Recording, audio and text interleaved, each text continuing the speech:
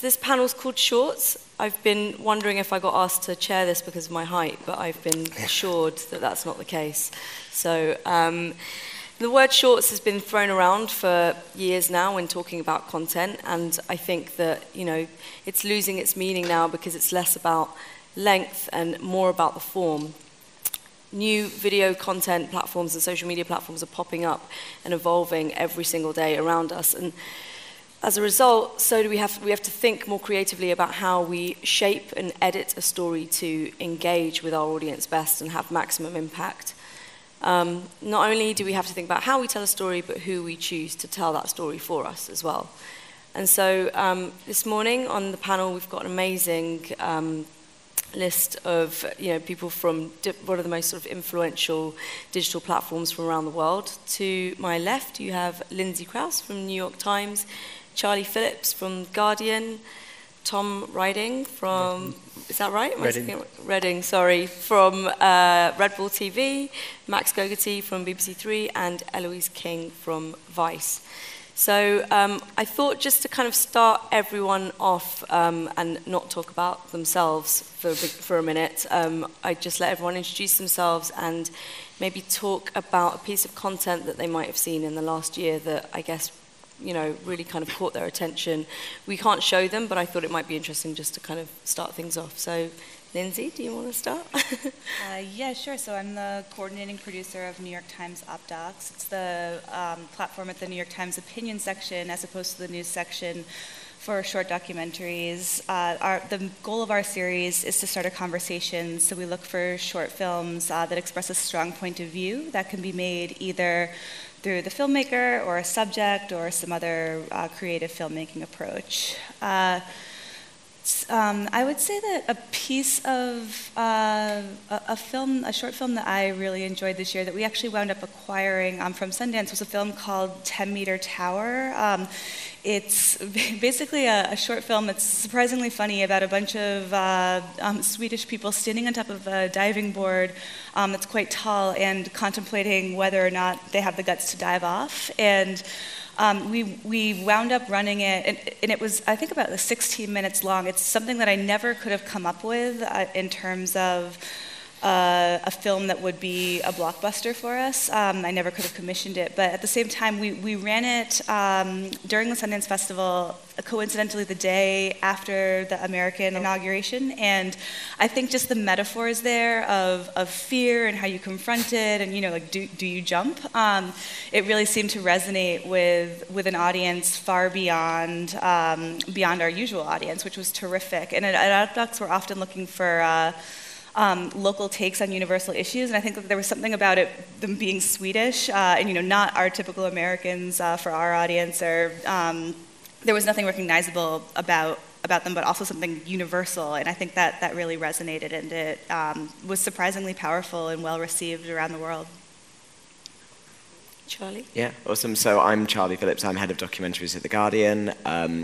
Guardian Documentaries has been going for just under 3 years, and we commission about 20 documentaries a year of between 15 and 30 minutes, so they're relatively long for online shorts, and that's a deliberate thing because our audience like stories that they can get really immersed in. The remit is to do films about global subjects made by global filmmakers, and they're aimed at global audiences as well, so global is a big thing for me. We only do contemporary films, we don't do anything about history. The Guardian is a news organisation, so although what I do isn't a news strand by any means, it kind of has to be about the world around us.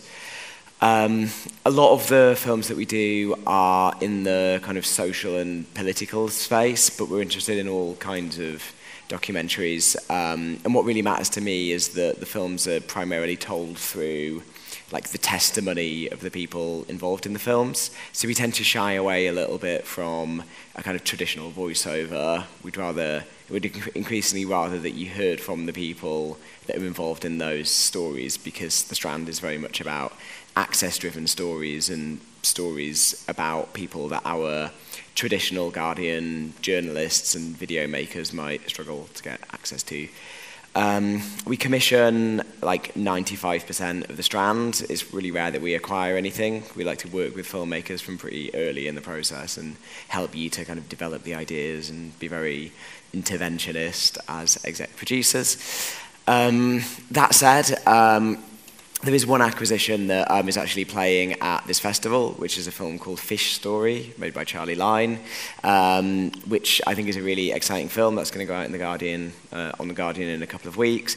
And it's the kind of film where you don't really want to reveal too much because you want to watch it and get the surprise, but it's about a friend of Charlie's called Casper Salmon, who has a kind of family folklore story about a thing that happened to his grandmother involving some fish. And it's just a very kind of, it's just really great storytelling, told by an off-screen voice, just told through really hilarious images in front of you. And it's just 15 minutes of not being able to look away from the screen. So, yeah. It is great. I strongly recommend it. Tom? So I'm Tom. I head up the channels team at Red Bull Media House in the UK. So my team is responsible for programming, distribution, and marketing our content, but also the audience development side. So I work alongside our head of content to define our commissioning briefs and create the insights that drive them. I think lots of people know Red Bull for the action sports and extreme sports side of things, but we do the full range of content, gaming, music, innovation, tech, anything that really kind of appeals to a youth audience. And also we obviously are here to talk about the short form side, but we work in long form as well.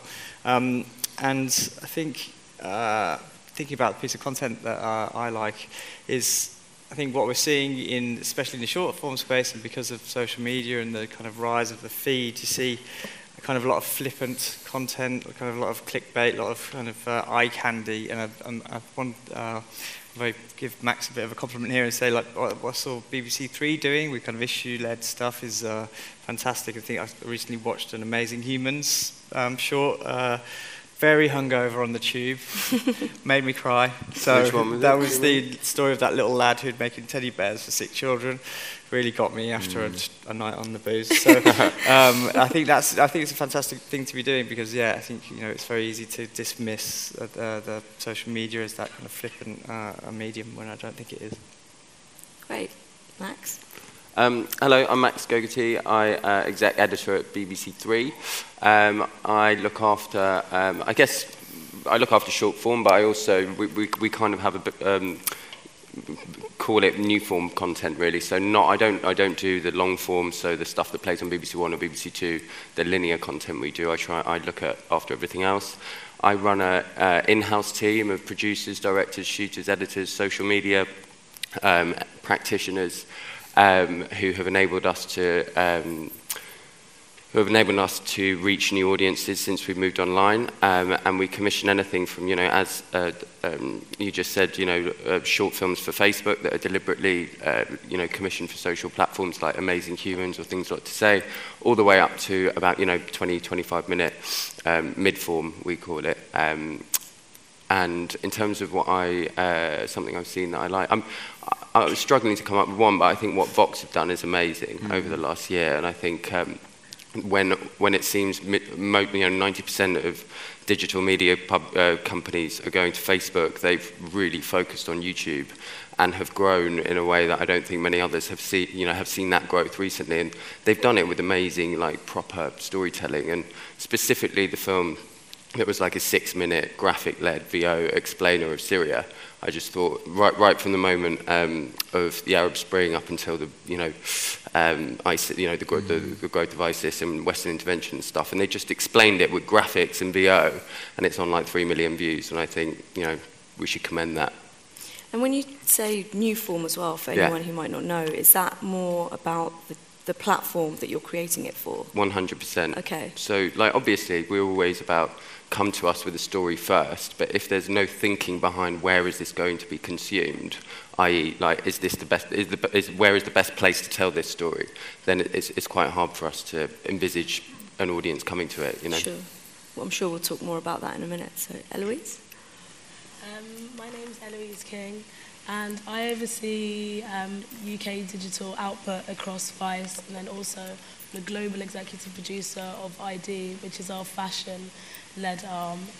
In terms of, I guess, what we do across both, like, so where ID started life as a magazine sort of 36 years ago, there's a continuation of that in how we sort of create output on a video platform. So that's coming from Mexico, Japan, China, which is a recent sort of incoming person to the family. Also the Netherlands, Germany, France, and then Italy. What I've hopefully tried to do is where we've looked at shaping the way that you look at fashion, not making fashion film, but making films that take youth subjects and fashion and see it through a fashion lens, but looking at the politics and the multiplicity of ways that the young people who essentially are creatives are looking at sort of the world.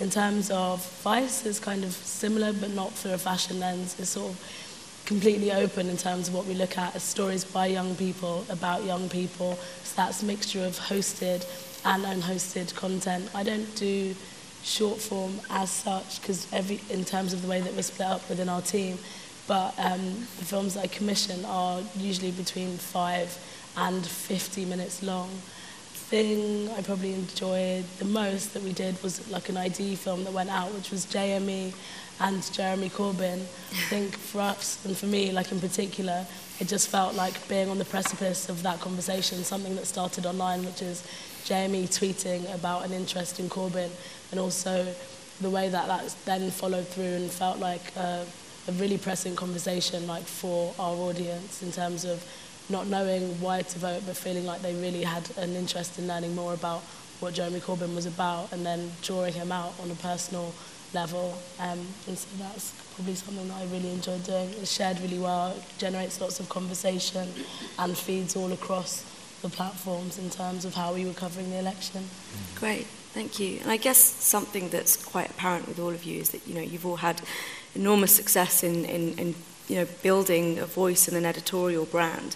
And I think, you know, as your brands become more and more global and you are making content across so many different platforms, the challenge of sort of how to maintain that voice is probably becoming more prominent. And so that's something that I'd like to talk a bit about first. But before we do that, I think we're going to show one clip from Vice. I don't know if you guys can play the first one.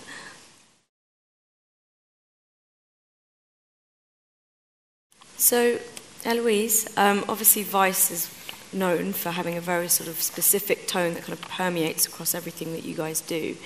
How do you go about choosing, you know, who sort of authors your programs, your on-screen talent, and how much of Vice's input kind of shapes how they tell a story?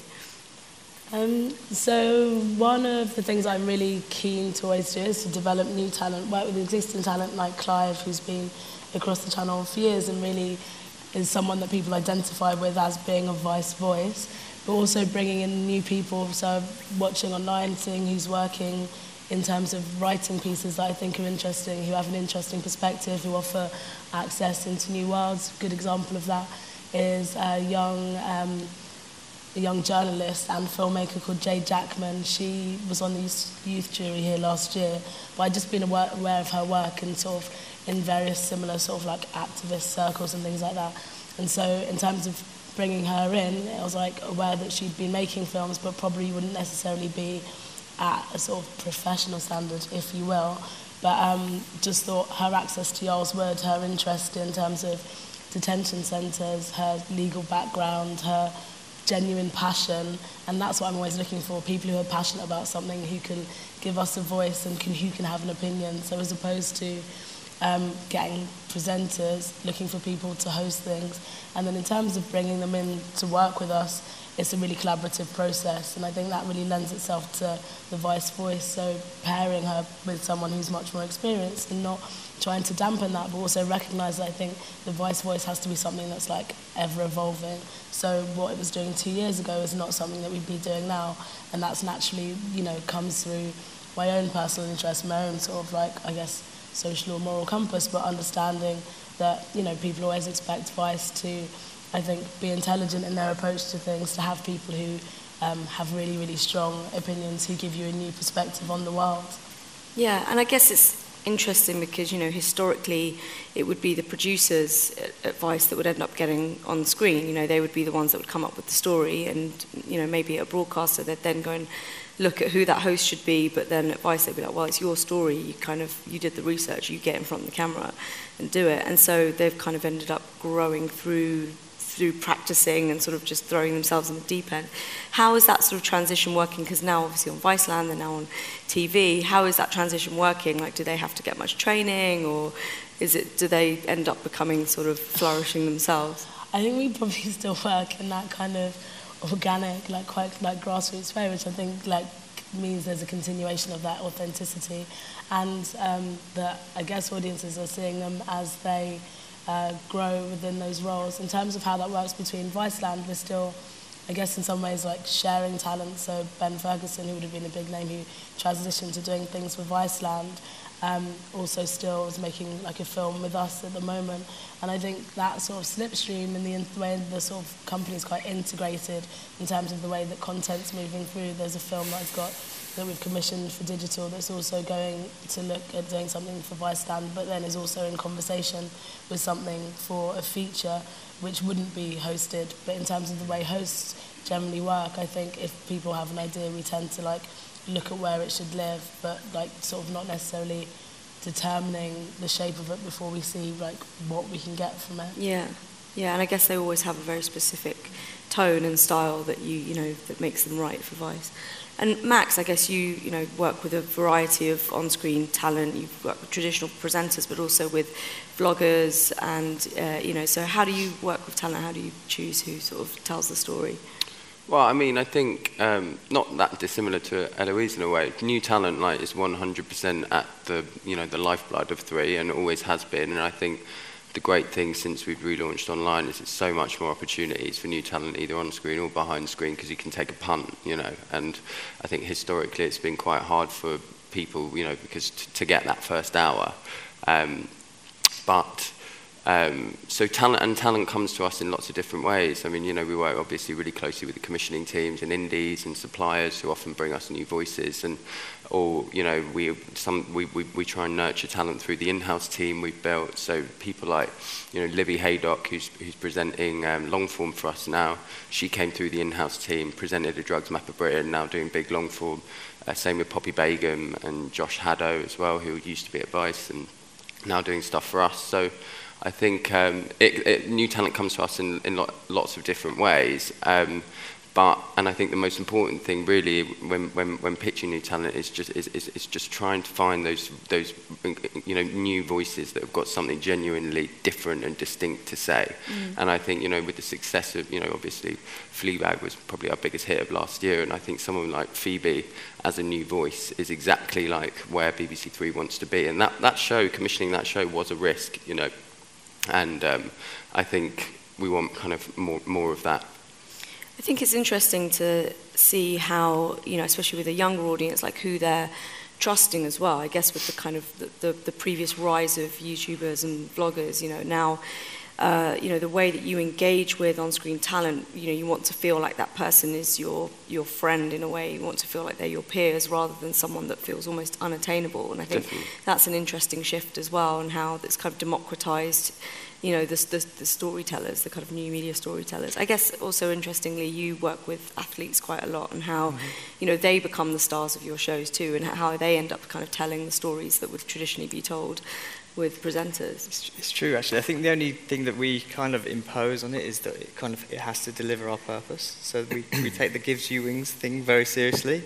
I suppose it translates into our version of the Reithian values, which is to inspire people, to challenge them, and then enable them to go and do it. But all of those things are delivered through the voice of whoever it is. So I think a good example is, our adventure editor who commissions content. She is an adventurer. She's constantly away. If she's not at a desk, she's probably up a mountain somewhere.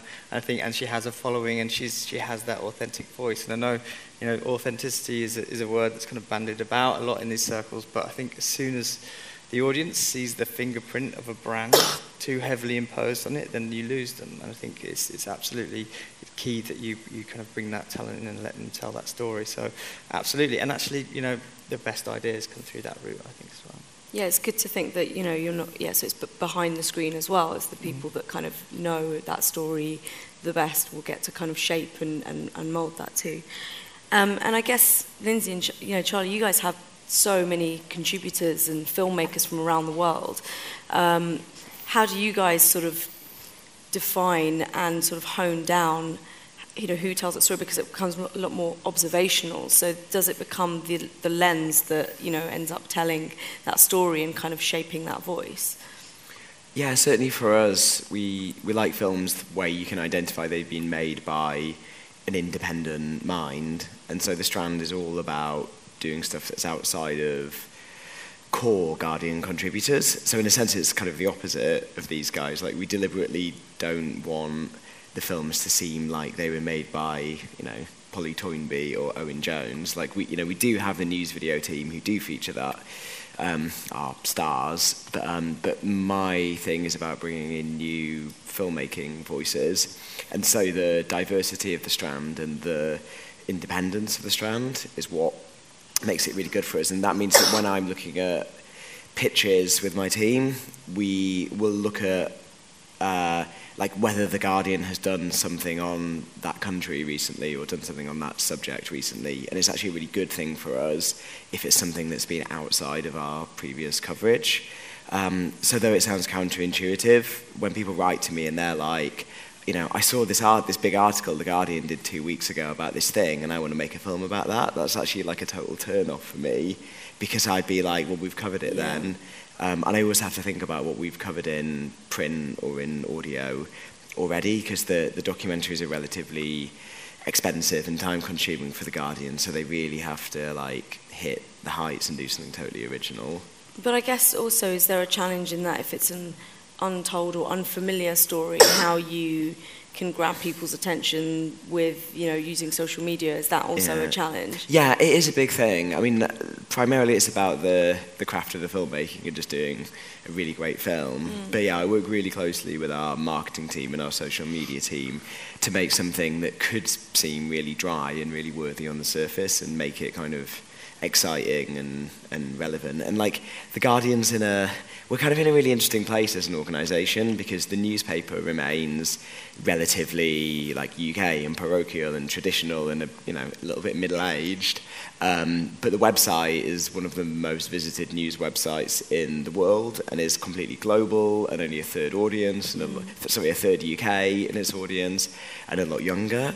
So the kind of pitch where we put the documentaries is really different with a lot of the films to where people expect The Guardian to be. So totally, like, we have to reach that audience with the kind of core Guardian values. And is there a lot of strategy that goes behind thinking about which one of those stories goes where? You know, are you going to put something on Facebook or Snapchat? How much of that kind of comes into play? So with the docs, it's a kind of like all platforms policy, like we just throw everything at the wall. But that's because they get so heavily, like we want to promote them really heavily. When it comes to some of the other content we do, like our dabs, which are our like 2-minute graphics-led news films, that strand was created for Facebook, and they only go out on Facebook.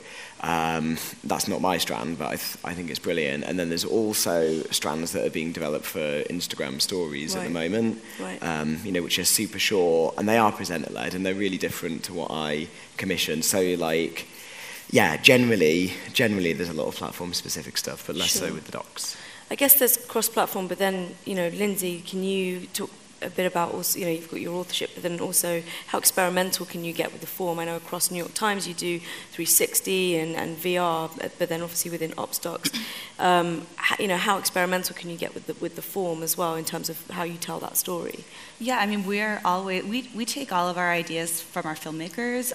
We are always willing to be as experimental as possible. I mean, when we started, we've had a bunch of people that have almost experimented with us. Like I'd say Casey Neistat was one of our earlier contributors and kind of used his collaboration with us to rebrand himself as, you know, more serious. Before that, he was more of like a reality person, and then kind of became more of like a thought leader, I think, from his participation with OpDocs. And it was a mutually beneficial collaboration where I think his tone was definitely experimental for us at the time. At this point, it would be almost as you were saying about Vice. It's like what we were doing 3 or 5 years ago. OpDocs is 6 years old. We were started in 2011.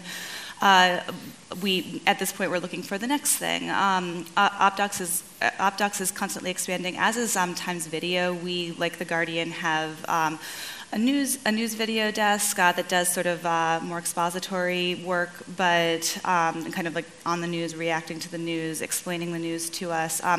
But also at Opinion Video, we're expanding to be more reactive to the news and do as many creative kind of thought leadership, opinion-driven journalism. So, and where OpDocs will fit into that is we continue to want to do sort of the cinematic, festival-oriented pieces that will kind of get beyond the stats and get beyond the news of the day to kind of be a seminal work on a topic. And so, of course, we're looking for as creative approaches as possible. I mean, as Charlie said, we're looking for films where you could be like, I don't know, in a country and we want to hear from people in the countries about what's going on there, and ideally whatever the people have to say is something that will resonate around the world. And we're just looking for as creative a approach as possible. And I guess you have to be quite creative and think about being really agile and fast moving, because those stories kind of turn around so quickly as well. Yeah, I think for us,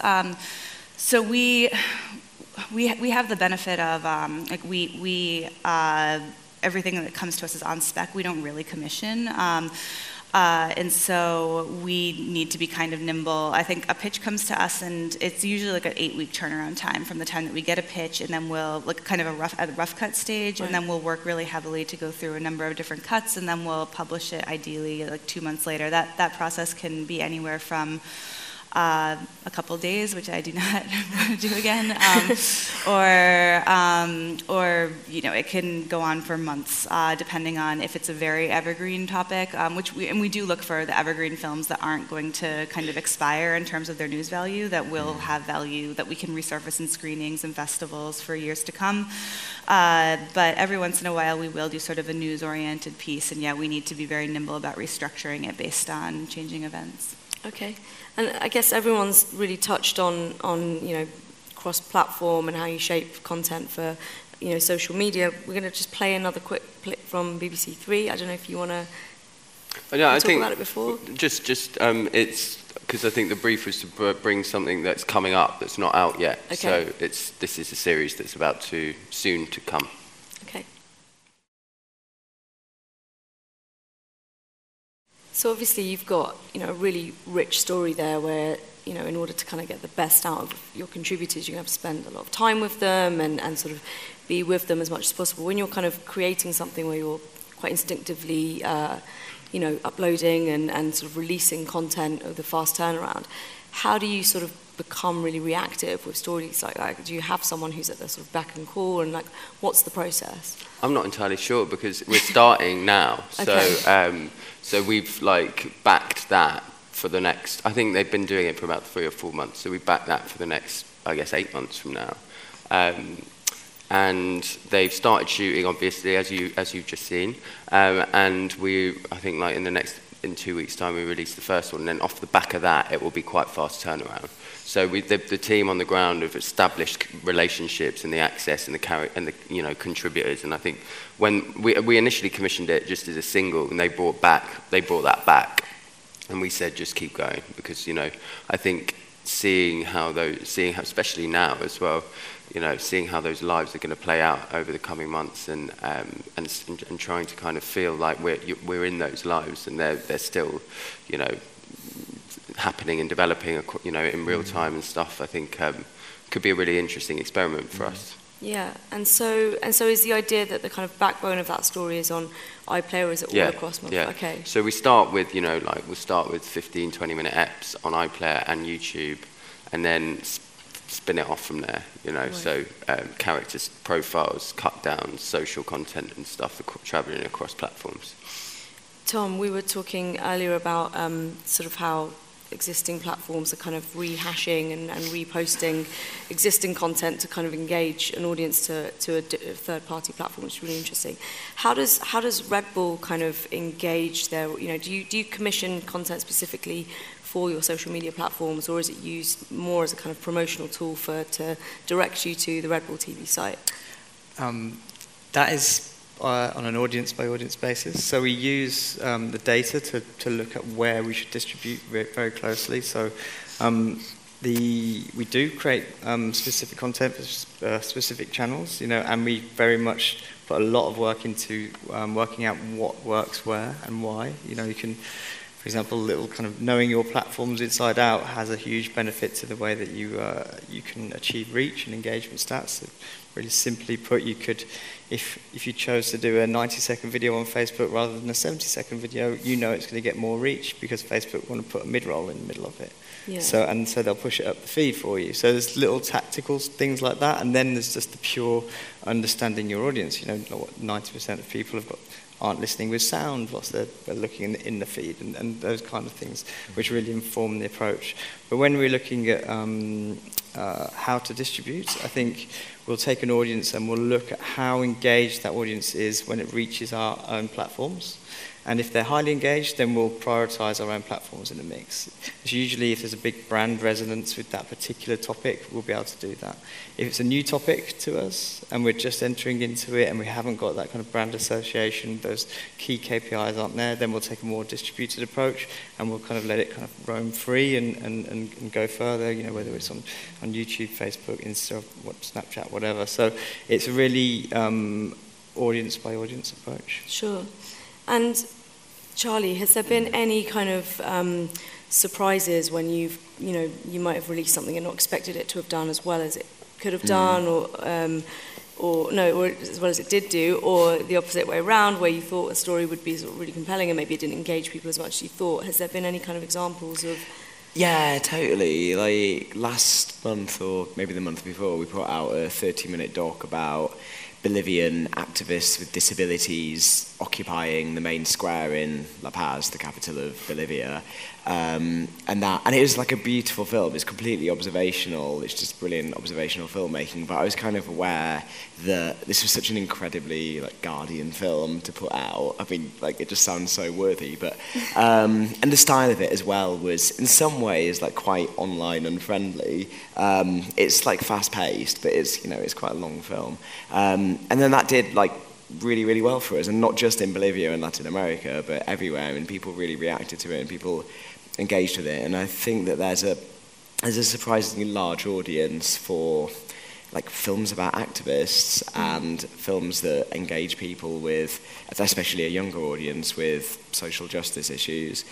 So that did really well for us. I mean, in terms of stuff that's not done as well, we were just talking earlier, we did a film about Jamaican girl sprinters called The Sprinter Factory that was it's an amazing film. It's really beautiful and really accessible, and it did totally fine for us. It did really well, but we were expecting that was going to go crazy and really blow up. And I think there's something there about the kind of audience that we reach who maybe aren't anticipating that you're going to see a film about Jamaican sprinters on The Guardian. So, genuinely, because we're so selective in the films we do, and that goes across docs and all our other genres, it's actually a lot more rare now that things totally bomb, because our whole maxim is that we do less, but we do it better.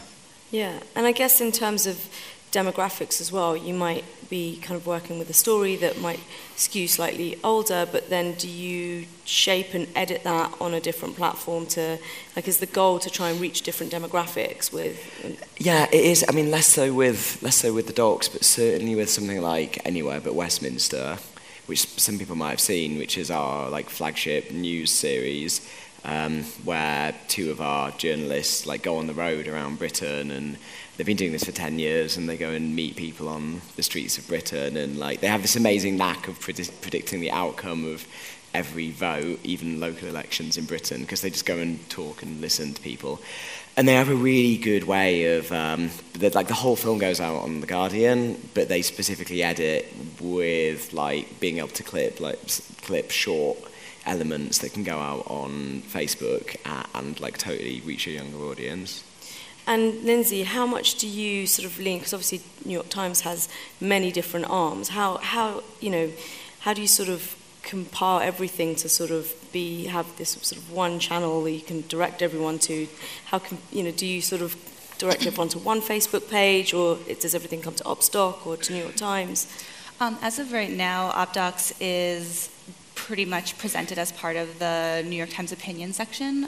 So it will all go out on our social media assets through the opinion section. It will also get promoted by our main page, which is definitely the Times is a challenge right now where we have our core Timesian audience, but then we're obviously trying to, we desperately need to expand that much broadly, both among age groups and also around the world. And so OpDocs is a part of that. It can be a challenge for us in terms of marketing, because just like our opinion section, we are about everything and take so many different approaches, and we're putting it out all over the same platform. At the same time, that platform, both the New York Times homepage and its mobile app and its social assets do have high enough numbers that often something can take off just simply from being put out on those platforms. But we do come up with a individualized audience development strategy for each one, where we'll send it to other social media outlets and other newspapers and outlets that reach. So for example, if we're doing something on like young girl athletes like Charlie was talking about, we send it to more youth-oriented and sports-oriented outlets to try to get it beyond just sort of the usual suspects that might routinely visit the Times page, of which there are a lot of people, but not as many for like a specific topic. Right, okay. And Eloise, Vice as well, obviously you guys have presence on Snapchat and everywhere just as everyone else.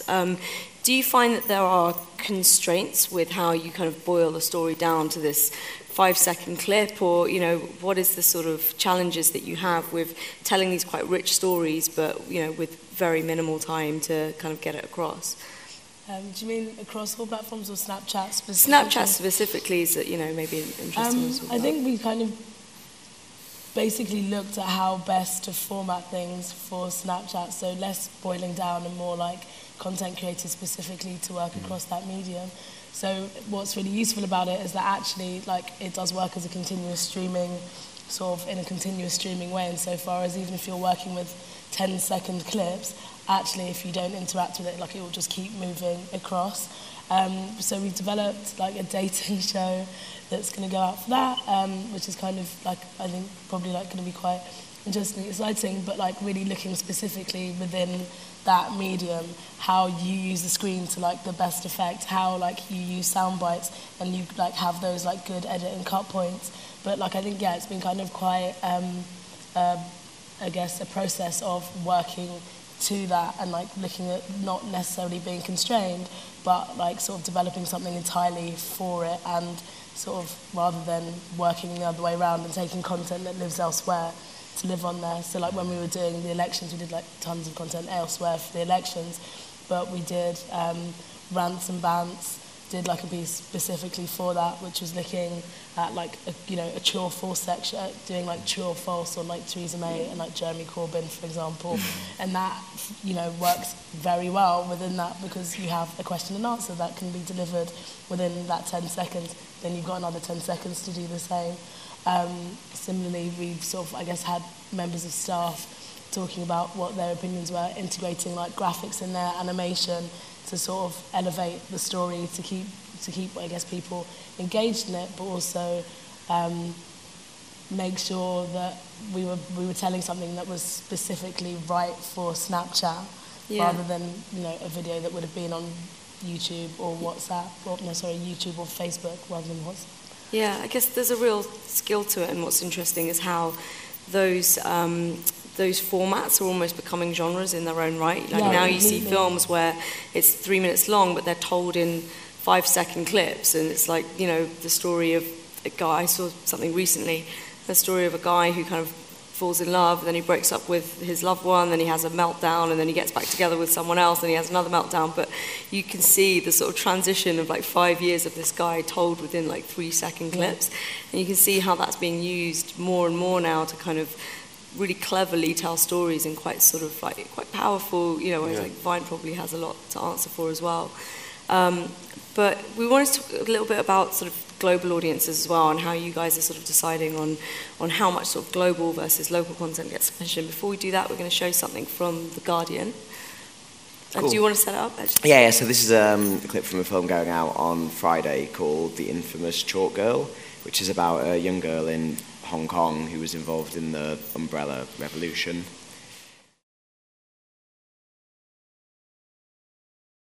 So you mentioned earlier that a third of your audience is from the UK. How do you sort of decide on the kind of global element of your content, but still growing your audience within the UK as well? How does that work? Yeah, I mean, it's a tricky balance. So we've always had a reputation for international news and global coverage, so it's like baked into the ethos of The Guardian. But that's quite a surprising recent thing, really, that we've had such significant growth in the US in particular. But like in terms of thinking about where we want to grow the audience, it's actually not so much about growing the UK audience, because a bigger global audience and more people engaging with The Guardian ultimately is like better for our business. It means that some of the stuff that we're trying to do in driving people to become members of The Guardian and subscribers of The Guardian is like benefited from having a wider global audience. So that's actually okay that our UK numbers are relatively limited, and that's what gives me the freedom to do global stories. And do you think, I guess, that sort of recent events is it a result of recent events that's sort of grown your global sort of footprint? Yeah, totally, and especially in the US. So Guardian US was set up, I think approximately 3 years ago or something like that, but they were kind of set up just at the moment that America was tipping into insanity, and also when I think it was really useful to have another source of progressive media alongside the Times and other people, and so Guardian US in particular has done really well. But also it was a kind of big decision centrally at The Guardian to be really expansive and look to the rest of the world, and again just for the whole of the world, as we've seen social movements and revolutions and bad leaders emerge everywhere. I mean, that's obviously a bad thing, but we've been lucky to sort of be growing at a time when people are looking for alternative news sources. Yeah, I mean, it's been good for media and great for comedy as well. Yeah, exactly. And Lindsay, what about you? Are you finding that that how much a sort of a UK or a European audience sort of engages with what you guys do? Judging from the comments and also from our metrics, quite a bit. But I mean, at this point, when I'm picking a film, particularly say India, for example, I'm working on a film there right now about Hindu nationalism. As we're crafting that film, I'm constantly asking the filmmaker, what is the viewer in Brazil going to take from this? What is the viewer in Australia going to take from this? And we recently published a film that actually was New York based about a threatened, very working class neighborhood in Queens that has been rezoned and is being basically demolished to make way for new luxury high-rises in the shadow of Citi Field, a baseball stadium there. And I think that story is one that's being played out all over the world. And if the filmmakers do it right, if we work with them, then we are getting people from China saying, "Oh, this happened in well, maybe not China because they have trouble reading the Times, but it's geo-blocked there." But I don't in Rio, for example, oh, this happened in my neighborhood, something like that, and then we can get resonance from around the world in that way. Yeah, and I guess that's how sort of social media comes into play, because that's how they can kind of connect to your content more. And then, so Eloise, I guess Vice still has a very, the voice coming from the American side is still quite strong, especially with Viceland. How with your sort of UK content, has that been more successful here, or do you still have? I think one of the most popular shows is still the male sex doll. Is that right? That's come out recently. That was obviously came from sort of from the American office. But how are you finding stuff like with Clive, especially in the subject matter? How much is that resonating with people in the UK? In the UK? Or? In the UK, yeah. How's UK content resonating with the UK? Well, I guess it's like is the UK content that you're doing, is it resonating more with like a local audience, or how much is it kind of, transversing across the pond, basically? I think with some of the things that we've repackaged more recently, so like the Debtors films, for example, Debt Collector, was something that had been out previously that we then did like a cut down of. That did like phenomenally well for us in the UK, and then even more so, I think it's on like 17 million views or something. And then again, when it went back out to the US, in terms of some of the newer stuff, we're working in a slightly different way in terms of the YouTube channel. We are now like globally programmed, so in terms of the way that will go out, anything that goes out on YouTube is essentially global in terms of its release. But with like newer things like Targeted Individuals, for example, which is looking at people who believe that they're being under surveillance by the government, which was actually a film that looked quite sensitively in some ways at mental health issues, in the way that there are actually quite a lot of parallels between those feelings about paranoia. That like resonated like really well in the UK, but actually it's a global topic that kind of lives on the internet and online, and as a community that meant that in the US it then sort of probably did even more because that community exists largely in the US. Sure. Yeah. And you've also had, obviously, what's interesting, you have a British host will go and do a story in America or South America or wherever that is, and I think that's probably how you can cross-pollinate your stories and voices as well. Max, I guess it's interesting because obviously iPlayer is geo-blocked, but then how is there sort of challenges with how you then take that content and put it on these sort of open, on these open platforms? Yeah, I mean, we're very much serving like a young UK audience. That's our remit. But especially when you travel onto social platforms, everyone knows, big is big, and when you go viral, you pick up a UK audience, big UK audience with it. So it's incredibly important for us on social platforms. Our YouTube channel has grown massively since we've all launched online. We're about 300,000 subscribers now. So increasingly, it's important. We don't commission content, consciously for anyone other than a 16 to 34 UK audience. But I think one of the interesting things is the benefit that the long form, hard-hitting international documentaries we do.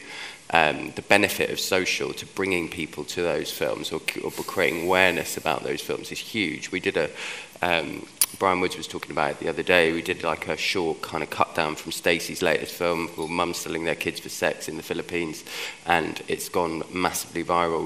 Really hard-hitting subject matter. I think it's on 15, 20 million views now.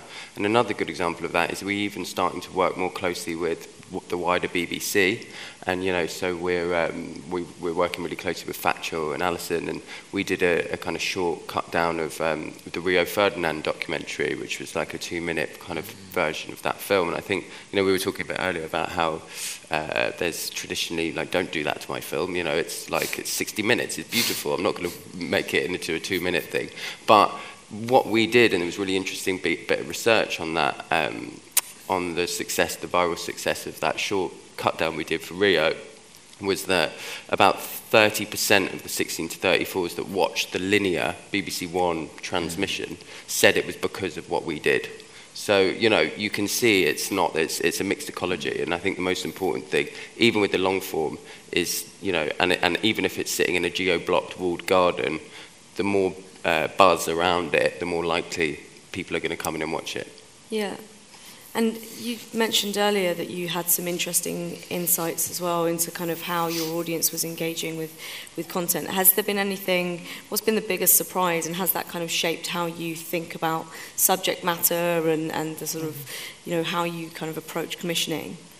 Yeah, we've kind of taken almost the opposite shift and gone much more locally led. I think it's a slightly different approach because we're very passion-based, so you'll be really into mountain biking, you'll really like this particular artist in music or this particular topic in technology, so they have very local flavors to them, and you get much better, more engaged results if you really cater to those tastes.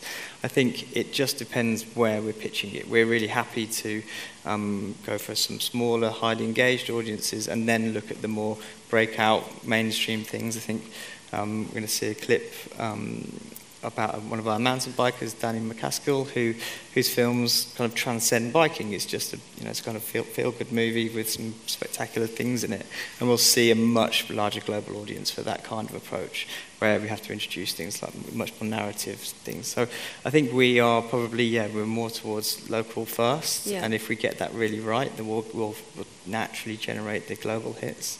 And we'll get surprises, like, we'll get a phone call from, I don't know, Brazil saying, we love this film, how do we get more assets? And it's very difficult to predict just how those little nuances will occur. And can you can often sort of restructure those, reformat those to kind of work across different territories as well? I think our setup is very much based around that communication network between our different territories in order to tell each other what's coming, what's in the pipeline, so they can really kind of inform that, so we're not doing it too late. Yeah, which is a great segue into the clip that you've been talking about, so you can just play that now.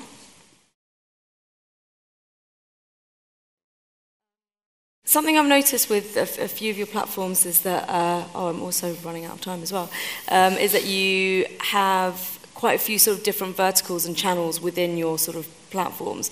How do you decide who gets to sort of, have ownerships of those stories? Because I imagine if 360 are doing a story and you guys might want to do something very similar, how does it work in terms of deciding who? I've noticed that sometimes with Vice as well, there might be a story on Munchies or on Noisy or on Thump, that everyone kind of wants to do at the same time. How do you guys sort of decide who gets to own that story and which kind of channel or vertical it sits in? Is that a challenge, or is it? Well, at the Times, actually, we don't. We have opinion is pretty separate from the newsroom, so we wouldn't be able. And I think the newsroom tends to be. I mean, they do have an enterprise section, which means kind of more feature-driven, deeper dives into things, which is kind of where 360 is. But for OpDocs, I think what sets us apart is our tone and our take on an issue. So I actually would be totally fine if, say, we were both, I can't think of a topic off the top of my head, maybe like if we were both doing something on the Olympics, for example, we would have very different take on how an athlete was training, like their path to victory, than if our 360 section were doing it. So it wouldn't really matter if there were overlap. In fact, it would be fine because our take would just be, again, the kind of thing that could play in a festival, and theirs would be just a different style. Sure. Because we're limited with time, I'm going to let you set up the clip that we're about to show, which I think might even be... I sent two, so I'm not sure if this is the one from... I think they might be both of them. Oh, okay. Well, one is then just an overview kind of teaser, and the other is a clip from a film called 4.1 Miles, which was about the refugee crisis and in the Mediterranean, told through the lens of a Greek Coast Guard captain who was formerly, his tenure was a resort island called Lesbos. It's only 4.1 miles away from Turkey, where a port of entry for a lot of refugees, or port of departure for a lot of refugees coming from Asia to in the Middle East to Europe, and suddenly he was charged with, whether he liked it or not, with preventing it from becoming a graveyard. And so it was just one day in his life, and it got an Oscar nomination and won a Peabody Award this year. We were really proud of it. Great, thank you.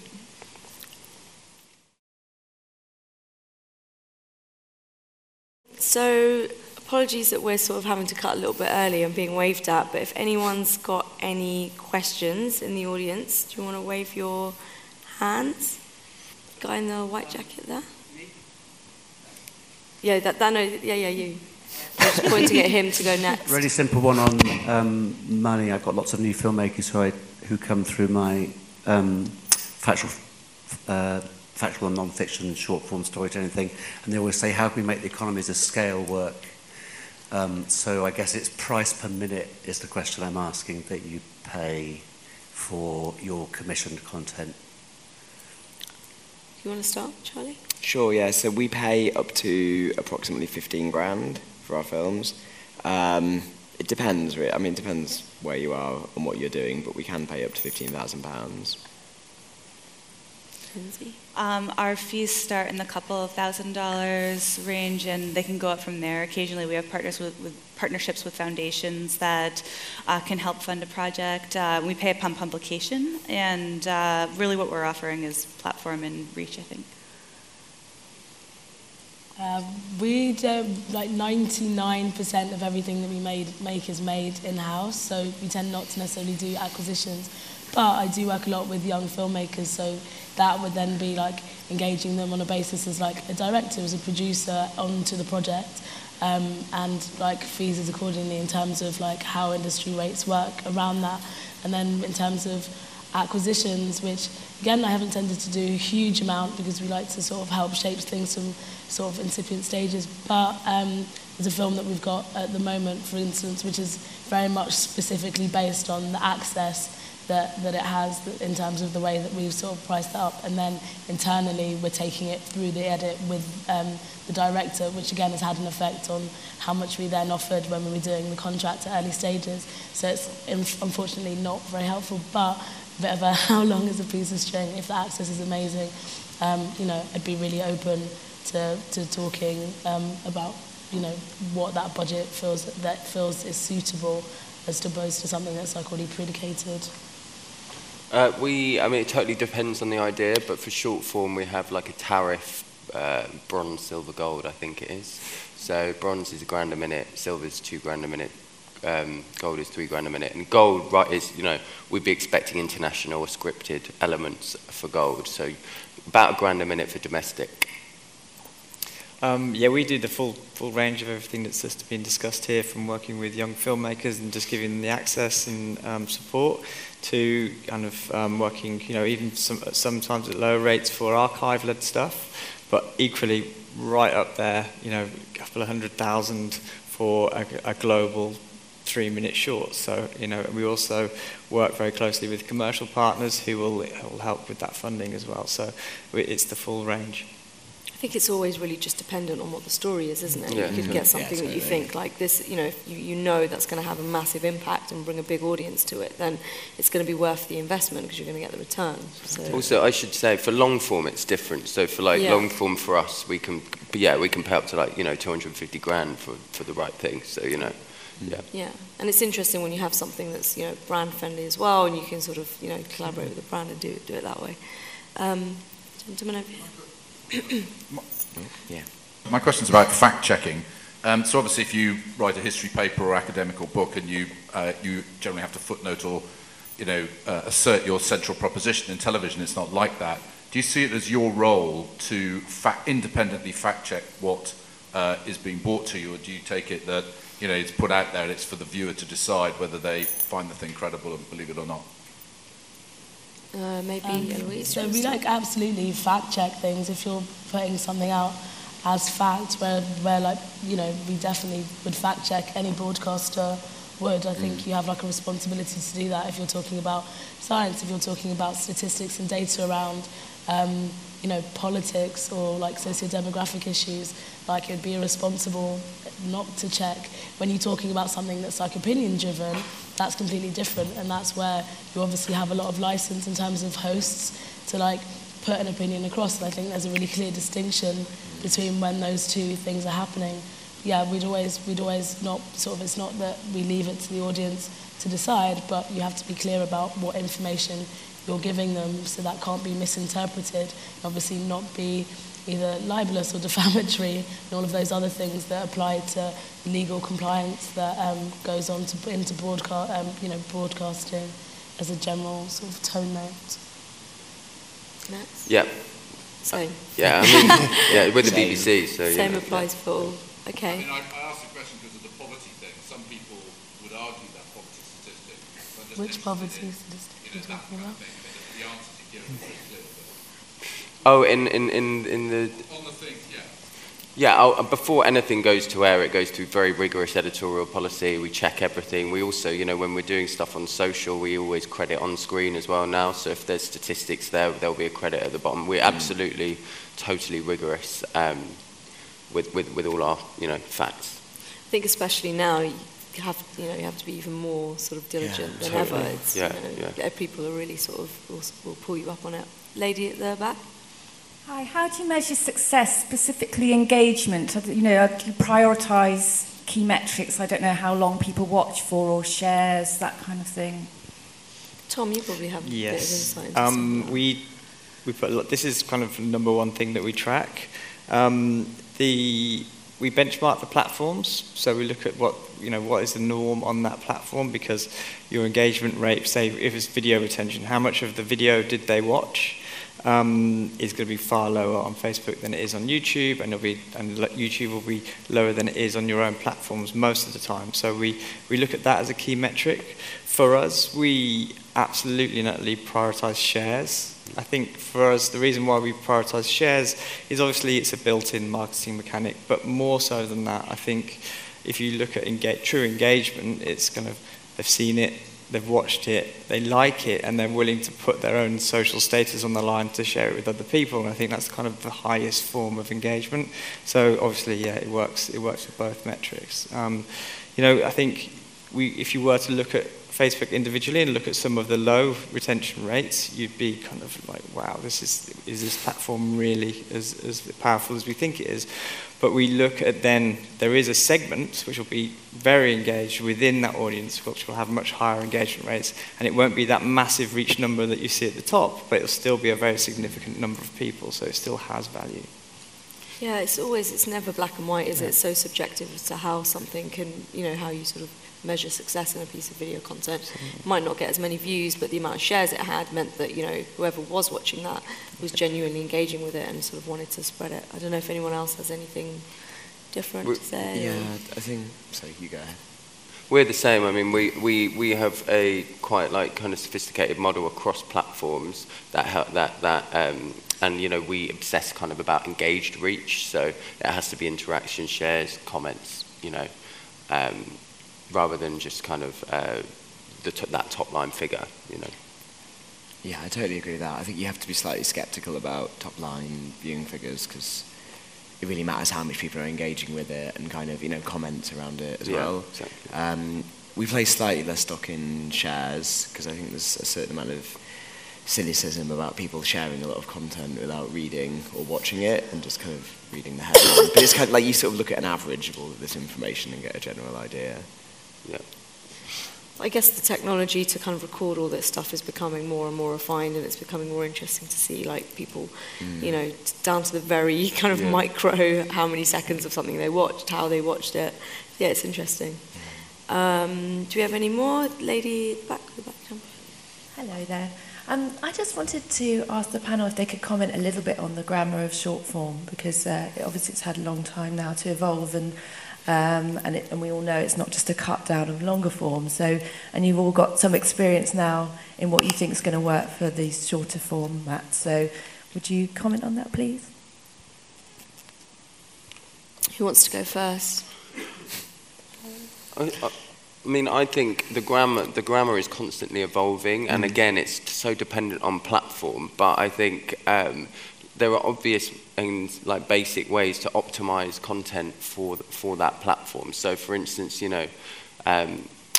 if you imagine your short documentary to be something that will get lots of views and shares on Facebook, for instance, make sure you shoot it optimized for mobile, so no wide shots, everything as close as possible and arresting, and obviously subtitle it, make it square so it's big in the timeline. There's basic things like that. I'm not sure if that's what you mean though.